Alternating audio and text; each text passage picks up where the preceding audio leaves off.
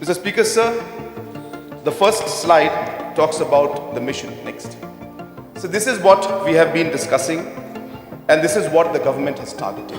This is a Mission 10 budget where we talk about what we will achieve when MDA government completes 10 years. It's a document that talks about the $10 billion economy and the creation of 5 lakh jobs that we will have in the next 5 years of this government, sir. And we focused on 10 opportunities and 10 guarantees. Next. So this is not simply being spoken because of numbers that we would like to talk, but these are figures that show you exactly how the growth has been. So if you look at the graph, from the financial year 14-15 to financial year 18-19, there has been a CAGR of 7%. That's the growth rate of the state. But if you look at what happened after that from 2021 to what we're projecting for 2024-25, we are seeing a growth rate of 12.12% already, sir. And hence, to achieve the doubling of our economy, we need to get up to 13 to 14%. And hence, we are already in the trajectory of 12 to 12.2%, which means, or which is explaining that we are on track, and this target is not something that we may not be able to achieve. Next. Sir, also keeping in mind what is Government of India's plan, which is really to reach a $45 trillion economy. If you look at the dark blue line and the graphs that are there, that shows what India government is working on, and that 45,000 on top is actually the $45 trillion economy in the year 2052, which is when India will be developed. This is the Viksit Bharat goal of the Government of India and the Honorable Prime Minister. And if you look at that, sir, we have mapped ourselves with the 10 number, if you can see on the left side. We will go up to $150 billion economy by 2052 and be part of that growth story of what Government of India and Honorable Prime Minister have in mind, sir. Next. So keeping again with the entire aspect, we are not just again talking in air. Things are actually happening as we speak. Again, sir, if you look at this graph, you look at the growth rate that has happened from 2015 to 2018-19. The graph was just simply moving in a very, very standard manner, and this is the actual expenditure that has taken place. But if you look at the graph from 2019-20, 2021, you can see that the expenditure from the year 18-19, which was at 12,000 crores. Of course, we had a challenge because of COVID, it went down to 10,000. But after that, if you look at it, it went up to 13,000, again went up to 18,000, went up to 21,000, and then went up to 25,000, and now this year we're targeting a 27,000 crore expenditure, sir. And what is also very important to notice is that if you look at the expenditure from 2015 to 2025, our expenditure will actually triple in 10 years' time, sir. From 6,000 crores or 7,000 crores, we'll be reaching 27,000 crores, tripling the economy within 10 years, sir. And most of this growth has taken place in the last 5 years. It's important to also note the second last column, sir, or row, which says capital expenditure. And if you look at the capital expenditure, even in the year 2018-19, where the number was 1,903, in 2018-19, today, if you look at the capital expenditure in the last column, where the budget estimates are given, it stands at 7,419, which means this government is actually spending on infrastructure, roads, buildings, things and investments that will make the difference and take us to the $10 billion economy in the next 5 years and take us into $150 billion economy in the next 20 to 30 years' time, sir. So how does this happen? And I'll just show you next. Is that if you look at even the department-wise expenditure, you look at education, sir. The blue chart in education, the first one, it is expenditure in 2018-19. Whereas the expenditure this year, 2024-25, is going to touch from 2,000 crores to 3,500 crores. If you again look at health, which is the fourth column, sir, you will see that the expenditure has gone up from 1,000 crores in 2018-19 to today at 1,007, almost doubles. If you look at roads and bridges, which is the second column, the expenditure in 2018-19 was 1,100, and this year is going to be at 2,100, more than double of what it was 5 years back. Similarly, urban affairs, it is the third last from the right. It was at 93 crores in the year 2018-19. This year we'll be spending almost 1,000 crores, which is a 10-time increase. And so on and so forth. In almost every department you can see, sir, the expenditures are actually going up. Next. So if you come to all of this spending, the question that everybody asks, where are we spending from? All the loans that we're taking, all this debt that we're taking. Sir, this is a misconception that needs to be clarified. The 27,000 crores that we're going to spend, if you look at the numbers out there, you can see, sir, that the largest amount is actually from the share of central taxes. That is a 9356, the one in grey. If you look at the light yellow one, these are the centrally sponsored schemes that come in, so 9371. And if you look at the next is 3557, which is the state's own tax resources. And then, of course, we have the state's non-tax resources. And this is the source of the receipts of the money that will be spent on different activities and development work of the government. Next.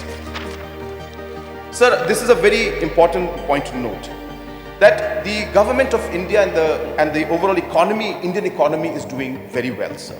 And thanks to the hard work and the vision of the Honorable Prime Minister, we are moving towards becoming, as I said, Viksit Bharat, which is the goal of the Honorable Prime Minister. So you can just note the last line. Share of central taxes have doubled from 2019 in 4,212 crores today to 9,466 crores. Now, how has this happened, sir? And if you look at the number again, this has happened because of the Finance Commission's devolution of taxes. Sir, as you are all aware, that Finance Commission distributes the taxes to different states based on a formula. And these are the direct taxes, which is the corporate tax and the income tax that is collected. So this formula is formulated by the Finance Commission. During the 14th Finance Commission's time, if you look at the second line, it used to be 0.642% used to be the share for Meghalaya. This is the formula, sir. But in the 15th Finance Commission, it was raised to 0.765. The percentage seems very small, sir, but when it comes to actual figures, it's in hundreds and thousands of crores. Now, how did this happen, sir? This happened because when Mr. N.K. Singh, the chairman of the 15th Finance Commission, took over, there was a very strong lobby on behalf of the hill states that there should be some special consideration for hill states.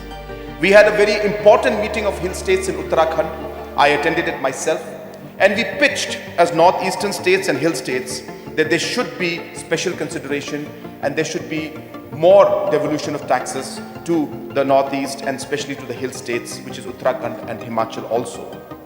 And I'm thankful to the chairman of the Finance Commission, the 15th Finance Commission, where he increased the overall percentage from 0.64% to 0.76%. And hence, apart from the increase here and the performance of the Indian economy, today, in matter of 4 years, sir, the share of central taxes today has gone up from 4,212 crores today to 9,460 crores, which is more than double. This is one of the main sources of revenue and the expenditure that we are doing. A question that opposition is not here, but I don't know, maybe they didn't want to hear this reply. But this is the actual factual situation that our revenues are going up. The share of central taxes has doubled. These are actual figures. Next. So another area which we have to look at is the externally aided projects. Again, sir, for the knowledge of this house, externally aided projects, though they are called loans, it comes as a grant of 72% to the northeastern states. So if we take 100 rupees, 72% is paid by Government of India. So it is more or less like a centrally sponsored scheme where we have to only pay 28% from the state government side, and that too we have to pay it as the project moves. It's not a loan. So it's an expenditure from our side, and 72% grant comes from central government. And if you look at the last line on that, which says EAP expenditures increased, the amount went up from 499 crores in 2019-20 to 1,699 crores in 2020-24-25. So almost triple the expenditure. Again, sir, he said, if you look at the 1,600, 1,700 figure, if 70% comes from grant from Government of India, that is almost close to about 1200 crores has come as grant from Government of India. And this has happened because our absorption capacity has gone up. This has happened because our departments are performing better. This has happened because the expertise have been brought in, and this expertise have helped us to ensure that we are able to comply with all the requirements of different banks and institutions, so that the funding pattern and the release of money is faster. And more importantly, if you look at the line on the second line where it mentioned that we have 7,234 crores, 33 crores of EAP projects being implemented right now, and 3,978 are in the pipelines. So this is a very, very important source of additional funds for us, which is coming in. And this is not a loan, though it is from World Bank. Government of India takes the loan and it gives a grant to the northeastern states. And that's why this is a very important aspect which the state government of Meghalaya has been able to tap, sir. If you look at the chart out there, sir, this is what we call the CAPEX. So this is a special capital assistance, which is an interest-free loan which Government of India is giving all state governments for the payments to be made after 50 years.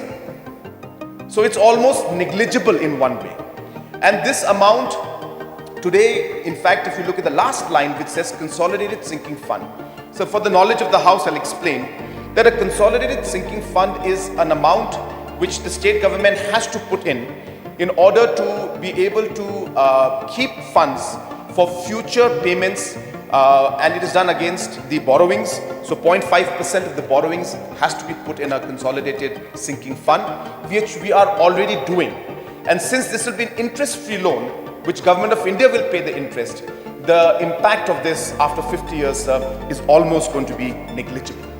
State government of Meghalaya has been able to take full advantage of this. And today, from 2020 of having just 200 crores, in 2023-2024, we were able to mobilize 1,812 crores.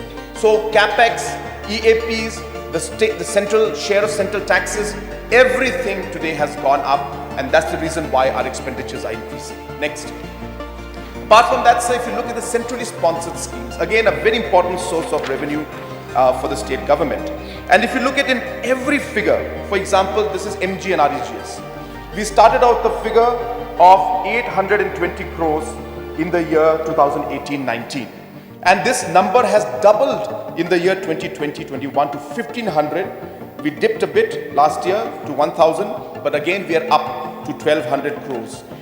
Just one example of a CSS scheme of MG and REGS, of how we are able to leverage and get maximum benefit, again, sir, because of the capacity for the state government to absorb and implement schemes in a very, very aggressive manner.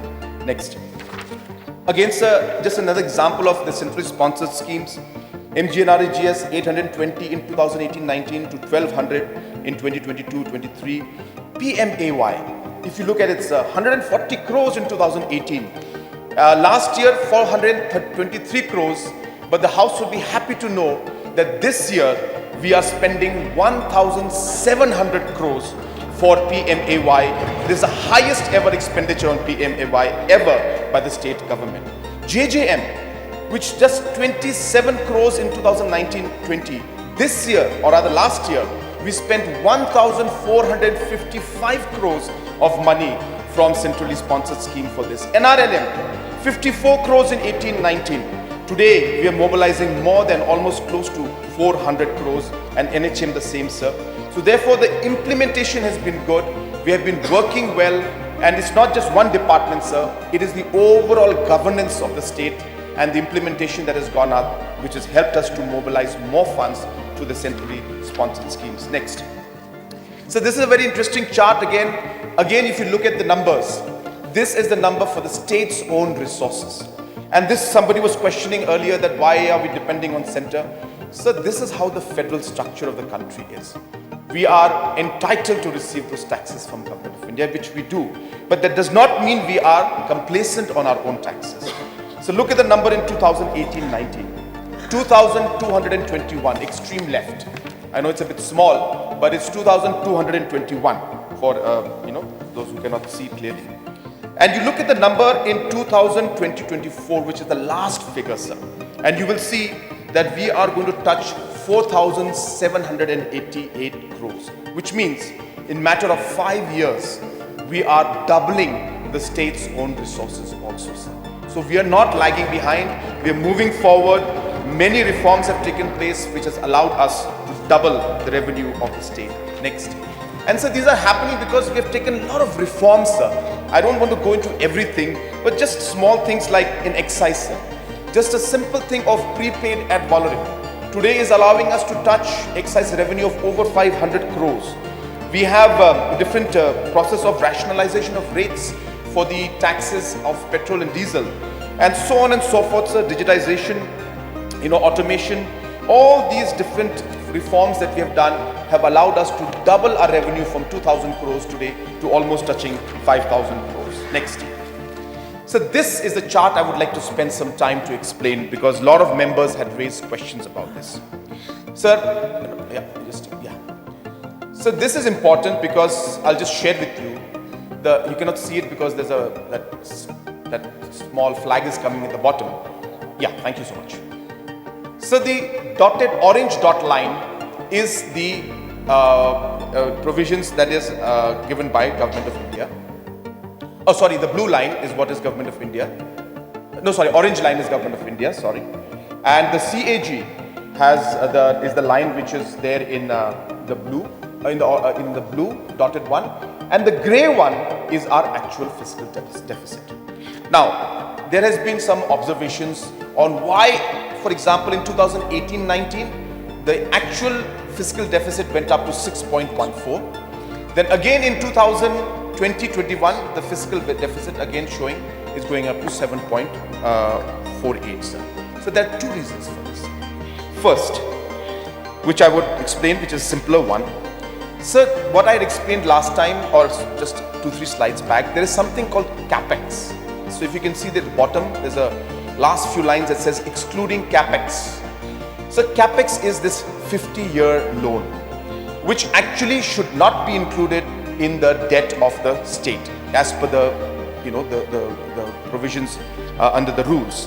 But CAG put it there, and hence, technically speaking, because central government actually is taking the entire onus of this loan, but since they are not putting it in their books, it was forced onto the books of the state. Now this amount is there for every state, but it is a grey area where technically it does not come under the calculation of the fiscal deficit, and hence in the year 2020-21, where you see the dotted line of blue and the grey, the gap between that is what the capex is affecting. But more importantly, why did the fiscal deficit go up to 6.14 and 6.85 in 2018 and 2020-21, sir? So this is slightly technical, but I would like to explain. So basically, if you look at a fiscal deficit, what is fiscal deficit? Fiscal deficit is total receipts excluding borrowings minus the total expenditure excluding repayments. And whatever the deficit is met by borrowings. So hence, obviously concerns are there that why is the fiscal deficit so high? Now, sir, if you look at the chart in 2018-19, that was an election year, sir. Because of the election year, the expenditures that were meant to be made in 2017-18, the then government could not make those expenditures because the election code of conduct came in. And hence, there was an opening balance of 1,600 crores, 1,600 crores of the previous year's budget in the opening balance of 2018-19, which means we started off with a cash balance of 1,600 crores.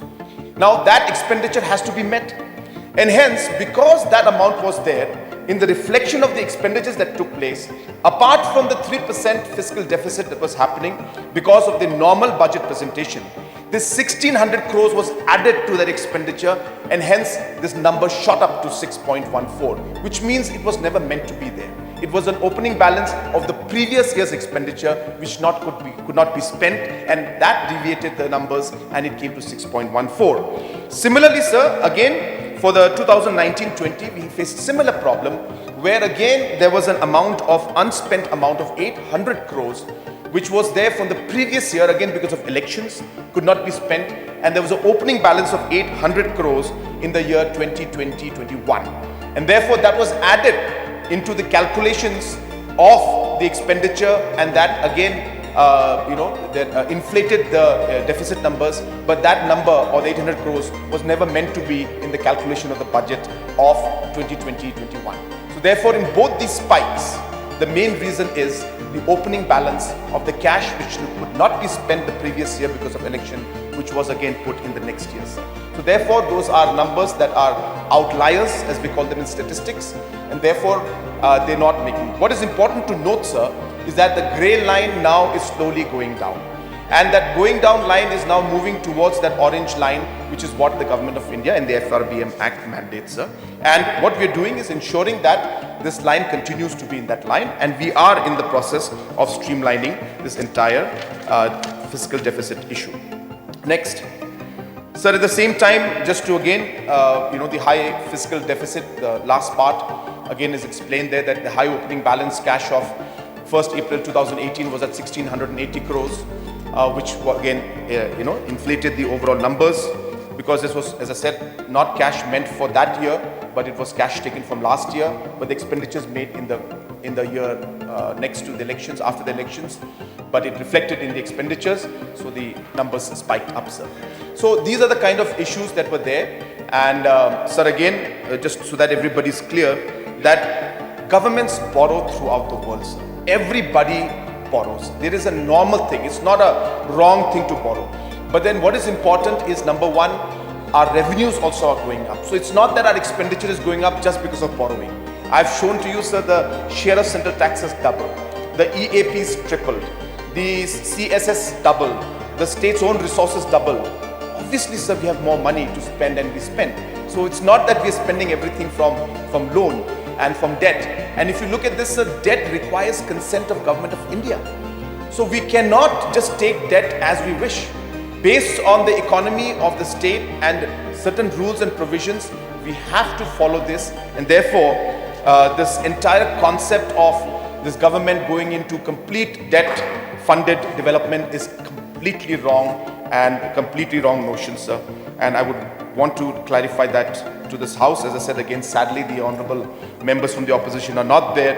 Otherwise, they would have got the clarification, or maybe they didn't want the clarification. That's why they left, sir. So having said that, next.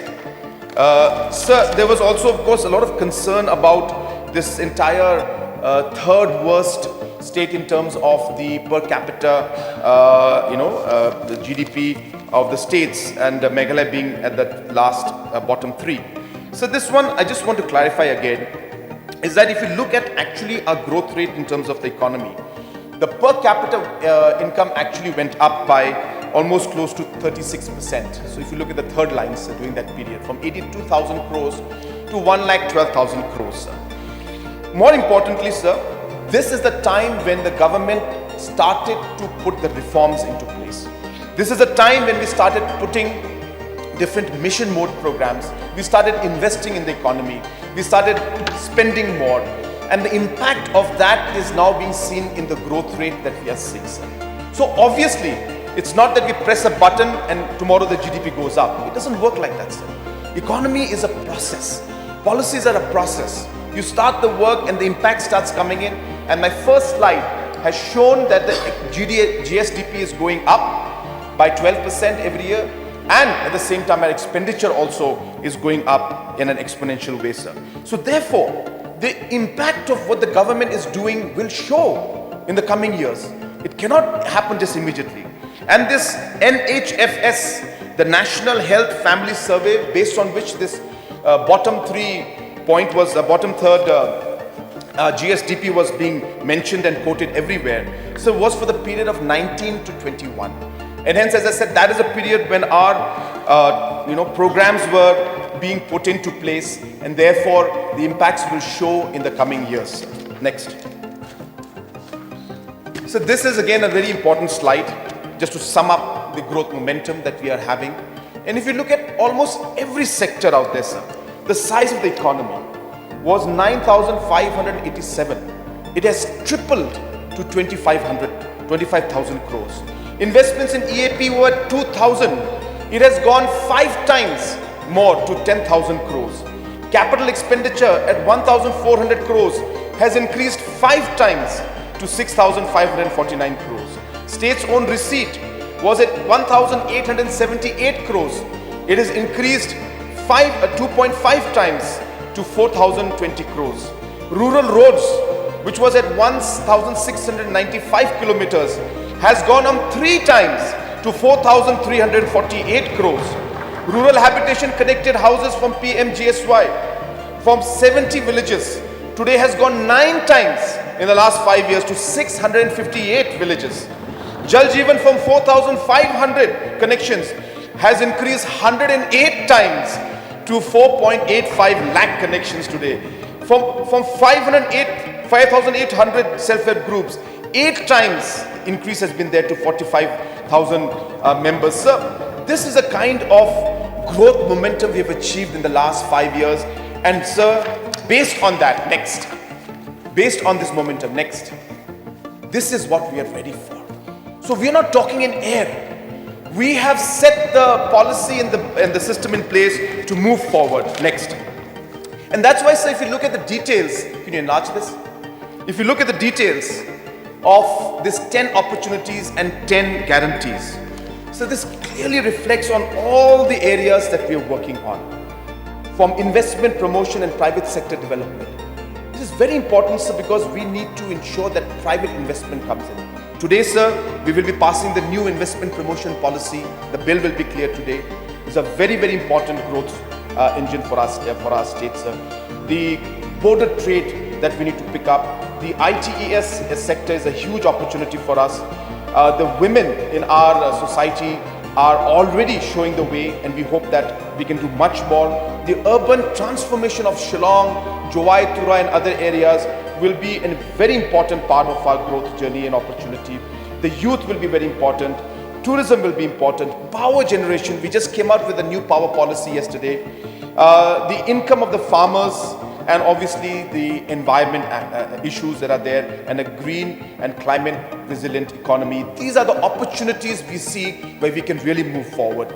The guarantees stand as our way of looking at how we can give back to society, how we can ensure that the basic services at the grassroots level are there for the people. So while the economy grows, how do we ensure that every citizen is part of that growth? And hence, we should have physical connectivity to almost every village. We will move forward to ensure that we saturate connection to every villages. All houses should have piped water connections. All villages should have internet connectivity. All eligible household beneficiaries should have houses. Everybody should have reliable and stable power. We should ensure that when we work with the community, because our society is a community-based society.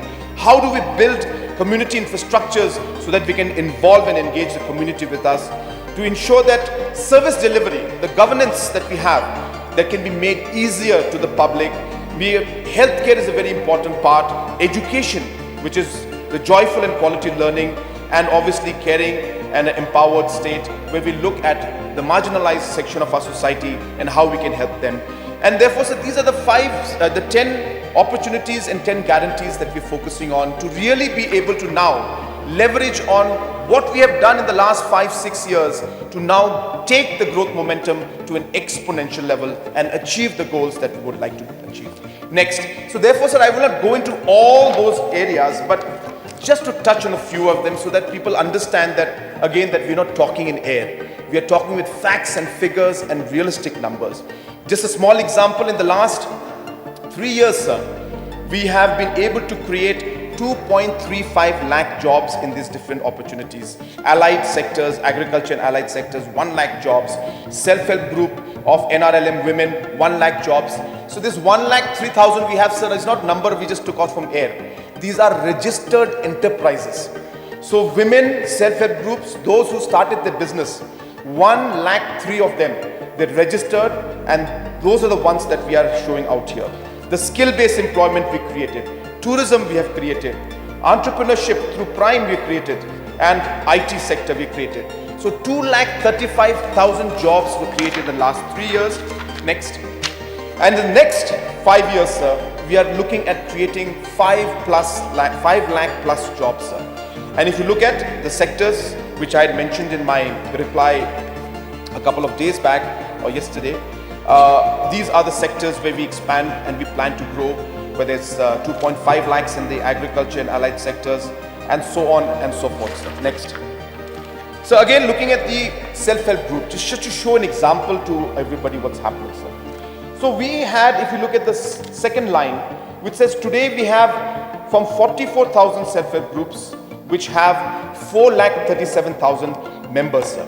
And in the last 5 years, we have given them 700 crores as mobilization money, which is revolving in the accounts of these different women self-help groups, out of which the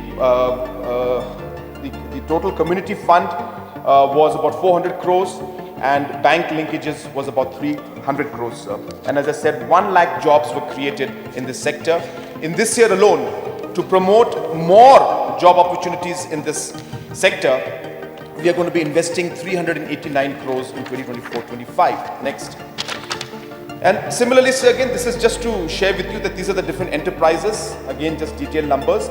And obviously in the bottom column, you can see actual numbers of these enterprises district-wise. So this also has happened. Next.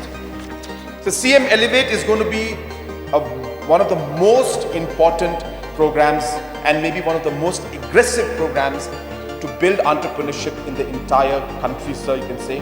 I mean, program amongst the different programs, the most aggressive in the country, but obviously applicable in our state, is the CM Elevate, sir.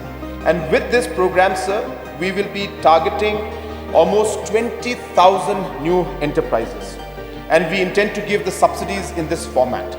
So if you look at it, sir, a wellness center will get 35% subsidy. We intend to have 40 such units. We have cinema theaters, 30 units, we will give 35% subsidy. Going down all the way to, say, sericulture and weaving, we are giving 75% subsidy. So like this program will be a very, very important game changer to create new jobs. And we have already, we are targeting 7,000 units this particular year and will be distributing 136 crores to make this happen this year. Next. And therefore, so the application process for this is very simple. It's an online portal and anybody who wishes can apply for this. So just for the knowledge of the house, we have received over 30,000 applications in 2 months' time. Next. So skill development is also going to play a very important role, sir. And therefore, many sections like textile, tourism, agriculture, CNRD, we will be providing different skill programs under the Skill Meghalaya scheme, sir. And we're targeting that 1.2 lakh youths will be trained in the next 5 years. And what is most important to note, sir, is that based on our past experience of the trainings that we have given them, we have seen, sir, that an investment of 20,000 rupees per trainee on an average is giving an annual income to these trainees of almost up to 1.5 lakhs. The second last line. So the average income per trainee has been, expected to be up to 1.5 lakhs, sir. This shows that the Skill Meghalaya program is working and shows that we must as a government focus more on this. And this has been done based on our past experience of the last 2 years where these numbers have actually come out to be true, sir.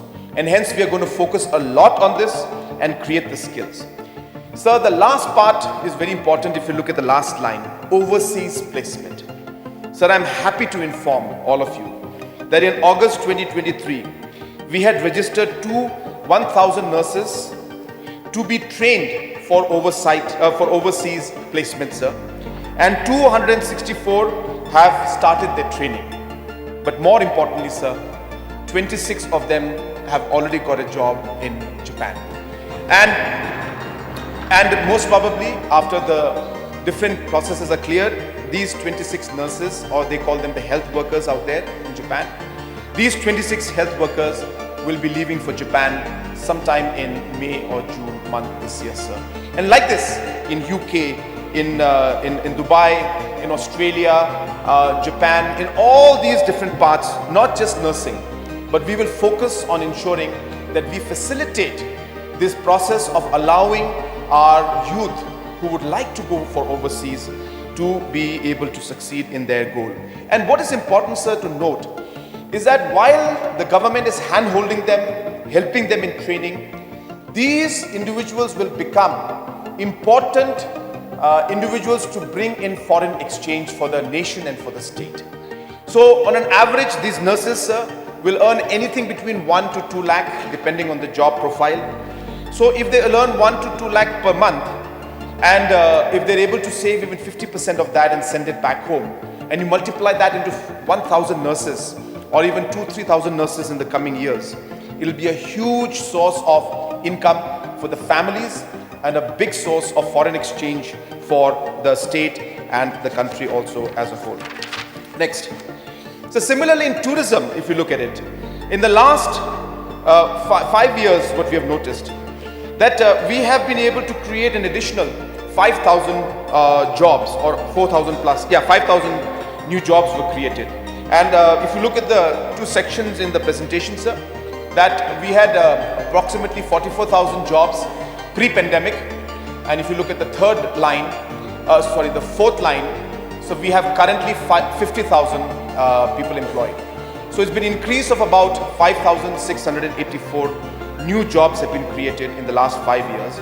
And this was possible because of the 465 crores of investment we made in the last 3 years, sir. So now our plan is to invest about 4,000 crores in the tourism sector in the next 5 years. And hence, if we were to apply the same formula as above, we expect that this would create up to about 50,000 new jobs. Next. So in the information technology section also, if you can see the first slide of the Shillong Tech Park, this is actual, sir. We have 1,500 direct employment and 4,500 indirect employment, sir. The second phase also will create 3,000 direct and 9,000 indirect employment. And the Shillong and the Tura Tech Park also is expected to create 3,000 and 9,000. So total, in the last row, you can see the total that says we expect to create about 30,000 new jobs. And more importantly, sir, we have also put the IT policy in the domain, public domain, and we will be incentivizing the establishment of different IT parks and people coming in and investing in the IT sector so that direct and indirect jobs are created. So we expect these numbers to go up, but as of now, whatever the projects that are there in the pipeline, we are sticking with those projects, but we will definitely expand and push this sector even more in the coming years. Next. So primary sector, which some of the members were really mentioning about, I just want to share what the government has done in the last 5 years. So we have spent almost 700 crores in the last 3 years for value chain development. What does that mean, sir? About 52 crores was spent on area expansion for 14 crops: khasi mandarin, ginger, spices, herbs, passion fruit, cocoa, coffee, etc. Apart from that, sir, prime hubs were created, 10 of them operational, 16 ongoing, and 8 upcoming.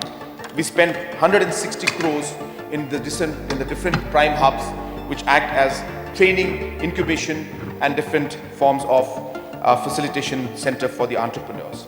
So 343 agriculture infrastructure microprocessing units were put up throughout the state at a cost of 111.91 crores.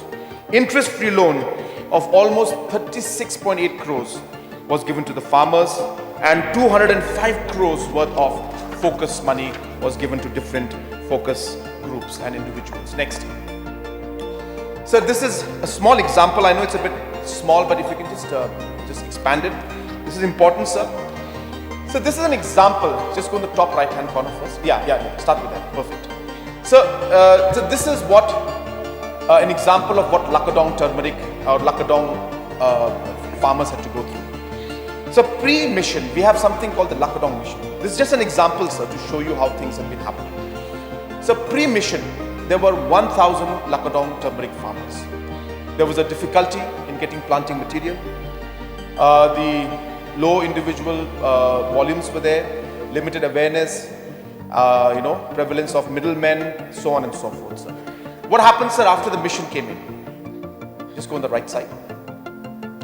From 1,000, sir, today, we have 13,000 farmers who are involved in Lakadong. That's 13 times an increase, sir. We are supplying them sufficient seeds. We are ensuring that bulk aggregation is taking place. We have provided them free of cost solar-powered processing units which have washers, slicers, dryers, so on and so forth. We are eliminating the middlemen, sir. And awareness programs are being created and make sure that we got the GI tagging, sir, for it now. So Lakadong turmeric now is a GI tag to Lakadong, to the Laskin area. Now just go up, down, impact. Yeah. So if you look at the impact, sir, financially, pre-mission, the price of the fresh rhizome was 25 and today it's at 40 rupees per kg. Pre-mission, the sliced dried Lakadong was at 130 rupees per kg. Today, after the intervention, it is at 180 rupees per kg, sir. And the powder, which used to sell at 220 rupees pre-mission, today is selling at 300 rupees per kg. Just go on the left side now. Yeah, table here. And this is an example of one farmer, sir, who has a 0.5 hectare land. And if you look at what we did in the interventions, like for example, the seeds, we gave the person seeds, 750 of them at the rate of 20. Then after that, in the production, if you look at it, sir, because of that intervention we did, the production went up from 1,250 to 3,000 kgs. And the seeds for the next season also increased from 450 to 600. The sale of fresh rhizome also went up from 450 to 600. Then the fresh rhizome processing went up from 1,350 to 1,800 kgs. And then after that, as I said, the sale of that also went up from 270 to 360. So if you look at the numbers at the bottom, sir, that ultimately because of this, the profit that the person used to get, a 0.5 hectare landowner, who used to get 31,000 rupees in the program or the mission, now post the mission today is almost getting triple the amount of profit that they used to get before this program had started. This is a live example, sir. We're not making these numbers up. Next.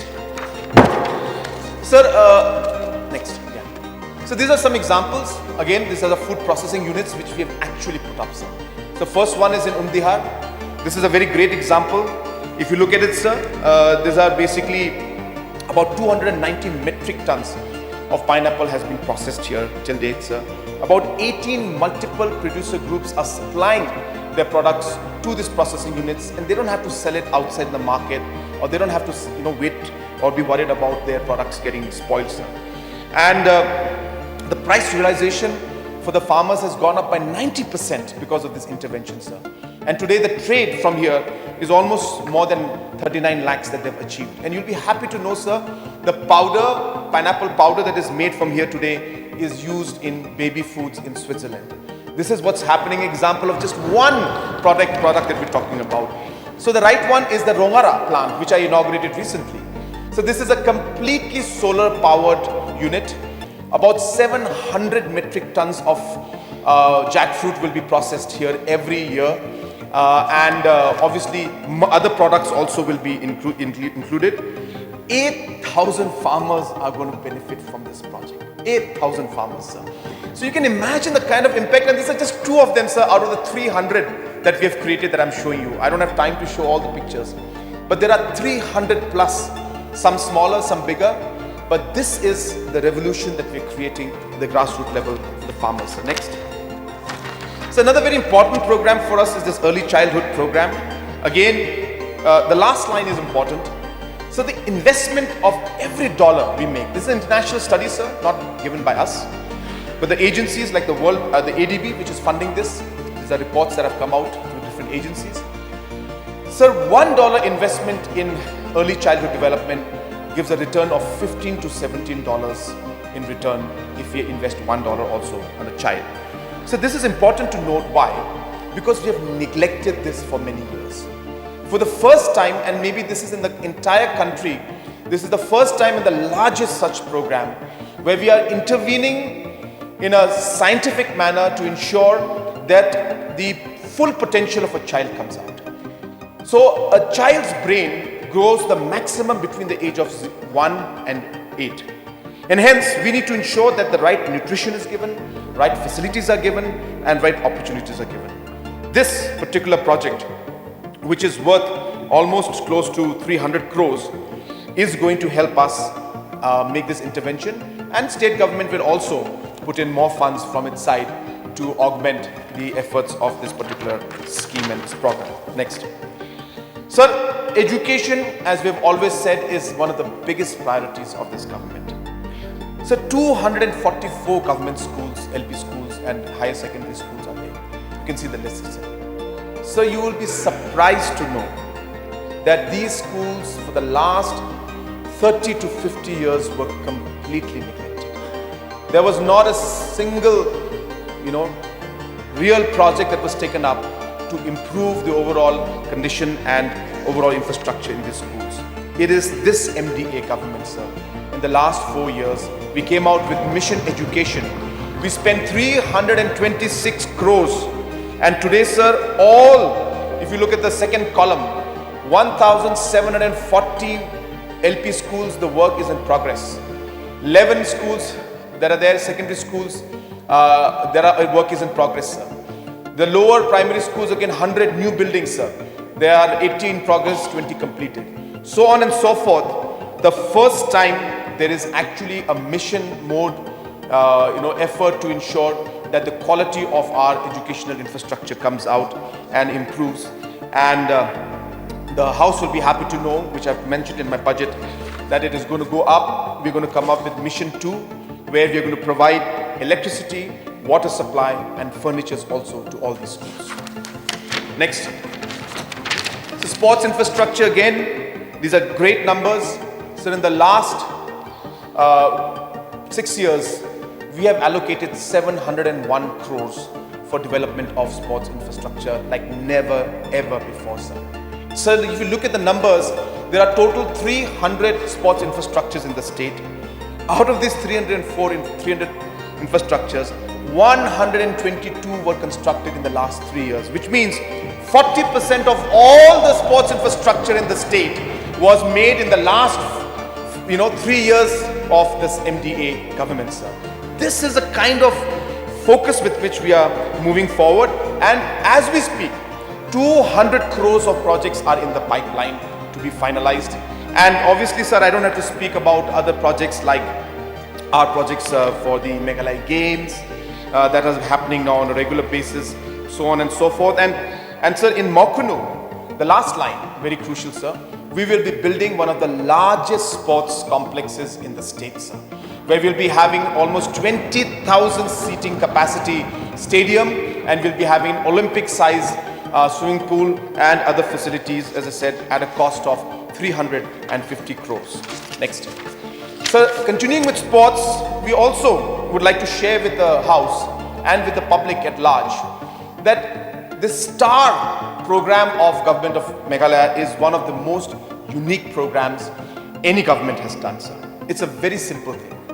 If you look at the bottom of the pyramid, it shows 14,500 children across the state who were scientifically tested, sir. There are international norms on the physical ability of a kid, like, vertical jump, like crisscrossing, I don't know the technical name, but there are different ways, and the sprint, 10-meter sprint, 20-meter sprint. So these scientific tests are universal standards. What we did was we got professionals from outside, abroad, brought them here and asked them to test our children. They tested in the first phase 14,500 of them. Out of them, they found that 200 had high potential, which is the green. And out of these 200, there were 11 of them who had potential at the level of what international athletes have, sir. These are children from villages, sir, who never even knew that they had the talent that they were able to pick out. If you go to the next slide, next, you'll see the names of these 11 children, sir. So these are all from mostly rural area. And they have skills which is at par with super athletes who have the same capacity like in the US and in Australia. That's the kind of skill these children have. They would never have come to know about their talent, or we would have never come to know, because they never had the opportunity. We are selecting and picking these children at a young age of 12, 13, 14, nurturing them, giving them the psychological support, giving them the physical training, giving them the nutritional training, making sure their education continues so that they don't compromise on that, and preparing them so that they become medal winners for us at the national games and maybe, hopefully one day, even at the Olympics. And if we don't do this scientific approach, and if we only wait for the child to then come out at the age of 18, 19, 20 and then realize that he or she was actually good, it's too late. All countries that do well follow this scientific approach. Meghalaya is one of the first few states in the country that is doing this particular scientific approach. Next. And so in this also, I just want to share some concerns were raised about the Khelo India program, sir. Sir, we have been discussing and continuing. No projects are as such cancelled. We will continue to follow up with Government of India. The sanctions are made at the Government of India level. We of course propose many projects, but all don't get sanctioned. And these things are always, as I said, at the discretion of Government of India. But sir, we are following up all the projects and hoping that we'll be able to get more. Next. Yeah, this one. No. Yes, Meghalaya. Sir, again, yes, Meghalaya is again a very unique scheme. Again, sticking with the youth, because this is again one of the 10 guarantees that we're giving. This is the youth aspect and also the opportunities in it. So again, a small example where almost close to 1,431 groups have been given almost 5 crores in the last many years, about 3 years, 4 years of this program that we had started. A very, very unique, a very simple program where any youth group or sports group or cultural group can apply and get support of up to 1 lakh rupees for any positive and constructive activity that they would like to do. It could be cultural aspect, it could be sports aspect, it could be music aspect, it could be language aspects, sir. So therefore, we are promoting and allowing the youth to do different programs. And this year alone, sir, we have budgeted 20 crores to be given to different youth groups to be able to achieve and to be able to fund it, sir. So also in this thing, we've expanded the entire scope of work by ensuring that we are able to give not just sports and music, but cultural aspect also. We feel culture is important. We feel if you want to promote our culture and our languages, then we need to ensure that we are able to support them, sir. We are, as a state government, trying very hard to get the recognition for our languages in the 8th schedule, and therefore this particular effort will only help us to be able to achieve this particular goal.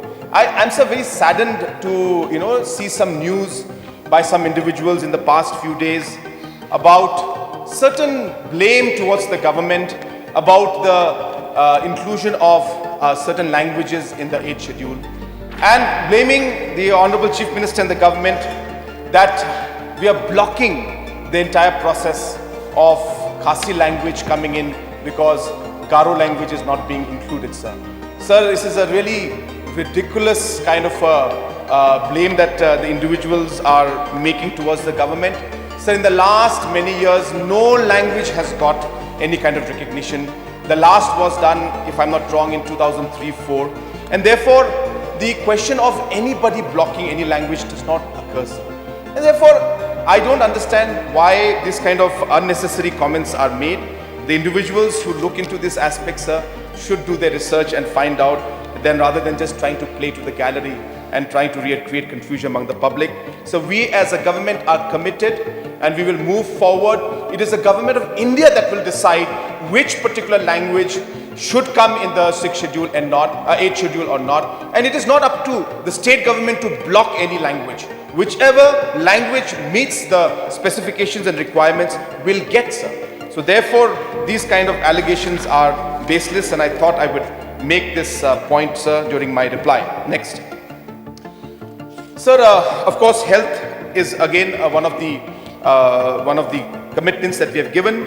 If you look at the health budget again, sir, the first line, from 980 crores, today we are spending 1,970 crores. Sir, I'm happy to inform the House that Meghalaya is the highest spender in terms of percentage of GSDP in health sector. We spend more than 8% of our budget on health, sir. It's a clear indication of the commitment of this government to ensure that health is given a priority. If you look at the impact of that, sir, we have seen 50% drop in the maternal mortality rate, sir. We have seen the infants, 87% of infants have been brought under the immunization program, sir. We have started 137 transit homes for providing shelter to pregnant mothers, and so on and so forth. There are many areas where we have been able to give the benefit of health to the public at large. Next. So again, this is a small example of the projects going on. Again, another externally aided project of about 371 crores, and the work is moving where many other departments, CHCs, PHCs and sub-centers are being upgraded, and this project is doing very well. Even the MHIS is another scheme which is doing very well, where Government of Meghalaya is spending close to 174 crores annually. Next. Again, sir, a small example of different health infrastructures that are coming up throughout the state. Again, another reflection of the kind of importance that we are giving to the health sector. Next. Again, sir, another example of different CHCs coming up all across the state. Next. Sir, again, these are some of the very great projects that will come up in the next 2 to 3 years, sir. This is a glimpse of what we are trying to do. So this is the Maumulu Cave, the Meghalayan Age Experience in Sora. This project has been sanctioned at 32 crores, and we expect to complete this design and this implementation in the next 2 years. Next. So this is the Mollendep Hospitality Complex, the Eco Resort. Again, at a cost of 30 crores. We will be completing this also within the next 2 to 3 years' time, sir. Next. So this is the Tura Convention Center. That was, as the work is going on, it's a 56 crore project, and this will be state-of-the-art convention center where we will have different facilities for conferences, having large public programs and an amphitheater also. Next. So this is a Unity Mall that we have proposed. In fact, so this is the document for the Unity Mall, and I just want to share, sir, with you that today Meghalaya has got the expertise today to make these kind of DPRs in matter of weeks. There was a time when it used to take about a year for us to prepare these kind of documents. But today, because of the capacity building and because of the support that we have, in matter of weeks, we're able to prepare this. And you'll be happy to know, sir, that Meghalaya was one of the first states to receive sanction for the Unity Mall in the entire country. And one of the highest amounts also has been sanctioned for us. And Government of India has congratulated the state government for this unique design and the quick work that was done. And the sanction has already been given to us. This is about 220 crores, which will be coming up in Sauli side, near the new secretariat in the new administrative complex. Next. So this, of course, is the urban transformation. This is what Shillong will become in the next years to come, sir. 1,200 crores to be spent on the administrative city, 5,400 crores to be spent on the knowledge city. So we will see Shillong transform after this investment, apart from the other investments which we're anyway making. An additional amount of close to 7,000 crores will be spent to transform Shillong city. And sir, this will be one of the most important growth drivers for the state, and we will see things absolutely transform. And as a capital of our state, Shillong has been in a way not getting the kind of expansion and the investment that is required, and hence this project has come up. And I'm happy to inform the House that the work for this already DPR stage is on. We expect that in the coming financial year that this particular project, the work for this will start next. So sir, with this, I once again would like to thank all the members. I have taken note of all the concerns, and I want to share with the members, sir. I have given instruction to my finance team that every single member's concern should be replied by the finance department, and a letter will go from my side where we will reply to all the concerns that you have expressed in the House. I will not reply to it, but we will give you a written reply and make sure all your concerns are addressed, and all your information you sought or the interventions you sought will be replied to, because the members have made a very great effort in presenting their concerns, and it would be incorrect for the finance department and the government not to address those issues. So I assure the members you will receive a reply from me. Please do give me about 10 to 15 days to send that reply to you.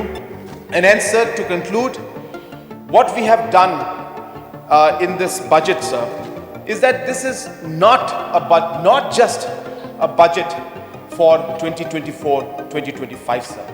So this is a vision of what we want our state to become. This is what Meghalaya will be in the next 5 years, and the plans and the foundations being laid to make Meghalaya today, I can say we are striving to make Meghalaya a $150 billion economy in the next 30 years by 2052. And we are laying the foundation, and I've explained in my presentation to the House on how we're going to achieve it. And these numbers and this plan is not just in air, but factually that is happening, sir. With these few words, once again, I thank you, sir, for giving me this time, and I resume my seat. Thank you, sir.